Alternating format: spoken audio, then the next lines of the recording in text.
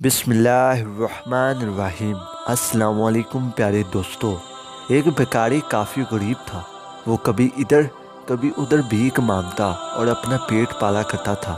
ایک دن وہ بھیک مانگتے ہوئے ایک بزرگ کے پاس جا پہنچا اور اس سے کہنے لگا کہ اللہ کے نام پر کچھ دے دو۔ بزرگ نے اس کو کچھ پیسے دیے تو بھکاری بزرگ کو دعا دینے لگا اور کہنے لگا کہ اللہ تمہیں بادشاہ بنائے۔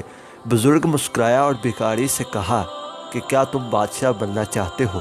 بھکاری نے کہا میں تو نسل در نسل بھکاری چلا آ رہا ہوں، میں کہاں بادشاہ بن سکتا ہوں۔ بزرگ نے کہا کہ میں تمہیں بادشاہ بنا سکتا ہوں اگر تم مجھ سے وعدہ کرو کہ تم جب بادشاہ بن جاؤ گے تو غریبوں کی مدد کرو گے اور جن لوگوں کے گھر وغیرہ نہیں ہوگے ان کو گھر دلاؤ گے اور ان کے کھانے پینے کا انتظام کیا کرو گے۔ بھکاری نے بزرگ سے وعدہ کر لیا۔ پھر بزرگ نے بھکاری سے پوچھا کہ تمہارے پاس کتنے پیسے ہیں؟ اس نے کہا کہ میرے پاس کچھ سکے ہیں۔ تو بزرگ نے کہا کہ جاؤ ان کی روٹی لے آؤ۔ بھکاری کچھ ہی دیر میں روٹی لے آیا تو بزرگ نے کہا کہ جاؤ وہ سامنے دو بچے بیٹھے ہیں، ان کو یہ روٹی دے کر آؤ۔ بھکاری نے جا کر ان کو روٹی دے دی تو بچے بھکاری کو دعا دینے لگے اور پھر بھکاری بزرگ کے پاس واپس چلا آیا۔ تو پھر بزرگ نے ان سے کہا کہ اب تم گھر چلے جاؤ، مجھے 20 دن بعد ملنا۔ بھکاری کہہ کر چلا گیا اور 20 دن بعد بزرگ کو ڈھونڈتا رہا۔ بزرگ کو ڈھونڈتے ڈھونڈتے اس کو ایک جگہ پر ایک جھونپڑی دکھائی دی تو اس کے اندر چلا گیا۔ وہاں جا کر اس نے بزرگ آدمی سے کہا کہ مجھے ایک تھیلا ملا ہے۔ جب میں نے اس کو اندر سے کھول کر دیکھا تو اس میں سونے کی اشرفیاں تھی۔ تو بزرگ آدمی نے کہا کہ یہ تھیلا تمہارا نہیں ہے، جو اس کا اصل مالک ہے، اس کو ڈھونڈو اور اسے یہ تھیلا دے آؤ۔ بھکاری وہاں سے چل پڑا۔ بھکاری کو جہاں سے تھیلا ملا تھا وہ وہاں پر جا کر بیٹھ جایا کرتا تھا۔ مسلسل 2 سے 3 دن وہاں آ کر بیٹھنے کے بعد کوئی بندہ اسے تھیلا ڈھونڈتا ہوا دکھائی دیا اور وہ بندہ کشمکش میں لوگوں سے تھیلے کے متعلق پوچھ رہا تھا۔ اور جب بھکاری نے وہاں پر جا کر اس کی بات سنی تو پتہ چلا کہ وہ اسی تھیلے کی نشانیاں دے کر پوچھ رہا تھا۔ تو پھر بھکاری نے اس آدمی سے کہا کہ تھیلے کے اندر کتنی اشرفیاں موجود تھی؟ تو اس نے کہا کہ اتنی اشرفیاں تھی۔ جب اس نے اشرفیوں کے متعلق ٹھیک بتایا تو بھکاری نے اس آدمی سے کہا آپ پریشان نہ ہو، وہ تھیلا میرے پاس محفوظ ہے۔ تو آدمی خوش ہو گیا۔ بھکاری کچھ دیر بعد تھیلا لے کر آ گیا اور اس آدمی کو اشرفیوں سے بھرا ہوا تھیلا حفاظت کے ساتھ دے دیا۔ وہ آدمی بھکاری کی نیک نیتی دیکھ کر کافی متاثر ہوا۔ اس نے بھکاری سے کہا کہ تم کیا کرتے ہو؟ اس نے کہا کہ میں کچھ نہیں کرتا، بس بھیک مانگتا ہوں۔ پھر اس آدمی نے کہا کہ تھیلا تم خود بھی تو رکھ سکتے تھے اور اپنی زندگی پر سکون طریقے سے گزار سکتے تھے، پر تم نے نہیں رکھا۔ بھکاری نے جواب دیا کہ یہ آپ کی امانت تو اس لیے میں نے لٹا دی، اگر میں اس کو استعمال کرتا تو مجھے دلی سکون نہ آتا۔ اور پھر مجھے کسی نے نصیحت بھی کی تھی کہ تھیلا جس کا ہے میں اس کو لٹا دوں۔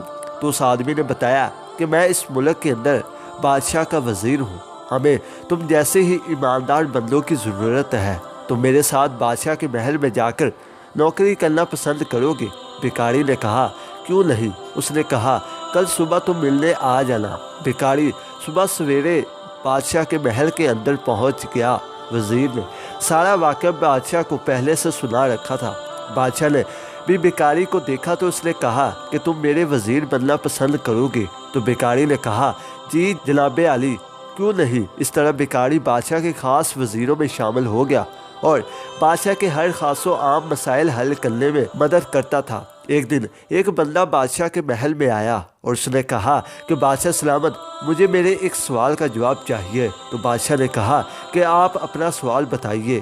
تو آدمی نے کہا کہ کس چیز کو پینے سے ثواب ملتا ہے؟ بادشاہ اس کے سوال کا جواب نہ دے سکا۔ اس کے علاوہ وہاں پر اس کے کئی سارے وزیر بیٹھے تھے، سب سوچ میں پڑ گئے، لیکن کوئی بندہ اس چیز کا جواب نہیں دے سکا۔ لیکن جو بھکاری وزیر بن گیا تھا اس نے اٹھ کر کہا کہ بادشاہ سلامت، اس سوال کا جواب میں دے سکتا ہوں۔ بادشاہ نے کہا کیوں نہیں؟ بھکاری نے سوال کرنے والے سے مخاطب ہو کر کہا کہ غصہ ایک ایسی چیز ہے جس کو پینے سے ثواب ملتا ہے۔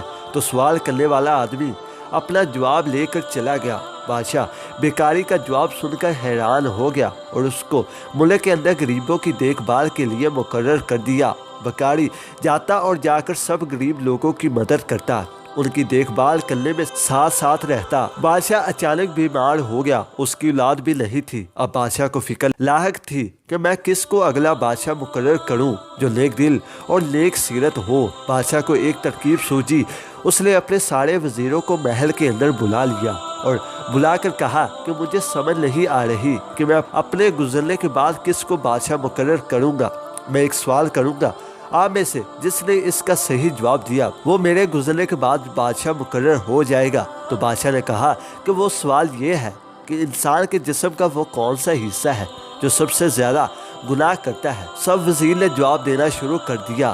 किसी ने कहा हाथ, किसी ने कहा आँख, और बादशाह सबको ना करता रहा। और जब भिखारी की बारी आई तो बादशाह ने कहा कि तुम्हारा क्या जवाब है। तो भिखारी ने जवाब दिया, बादशाह सलामत, ज़ुबान। ज़ुबान इंसान के जिस्म का एक ऐसा हिस्सा है जो सबसे ज़्यादा गुनाह करती है। बादशाह ने कहा कि आपका जवाब बिल्कुल ठीक है और आप मेरे गुजरने के बाद इस मुल्क के बादशाह बनेंगे। कुछ दिन बाद बादशाह गुजर गया तो भिखारी इस मुल्क का बादशाह बन गया। उसने अपने सिपाहियों को हुक्म दिया, इस बुजुर्ग आदमी को ढूंढ कर मेरे पास इज्जत और एहतराम के साथ लाया जाए। सिपाही काफ़ी दूर दराज इलाकों तक इस बुजुर्ग को ढूंढते रहे तो आखिरकार बुजुर्ग एक झोंपड़ी के अंदर सोया हुआ मिल गया। सिपाही बुजुर्ग को बादशाह के दरबार में इज्जत और एहतराम के साथ ले आए। भिखारी जो बादशाह बना बैठा था उसने बुजुर्ग को देखा तो उठ खड़ा हुआ और बुलंद आवाज से कहा कि ये जनाब की बदौलत है, आज मैं बादशाह बन गया।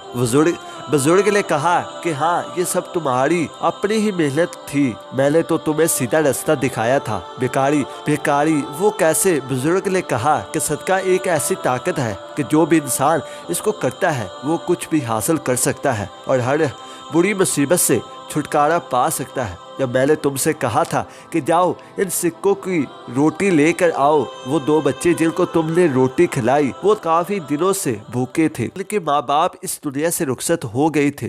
तुमने जाकर इनको रोटी दी तो उन्होंने तुम्हें इतनी दुआएं दी जो कबूल हो गई। इस दिन से तुम्हारे अच्छे दिन शुरू हो गए। फिर जब तुमको खजाने का थैला जो मिला था, मेरे कहने पर नेक नियति से इसको वापस कराए। अगर तुम वापस ना करते तो आज तुम मुल्क के बादशाह ना होते। भिखारी ने कहा कि पहले मैंने आपका कहा माना था, अब आपको मेरी भी एक बात माननी पड़ेगी, आप मेरे वजीर बन जाए।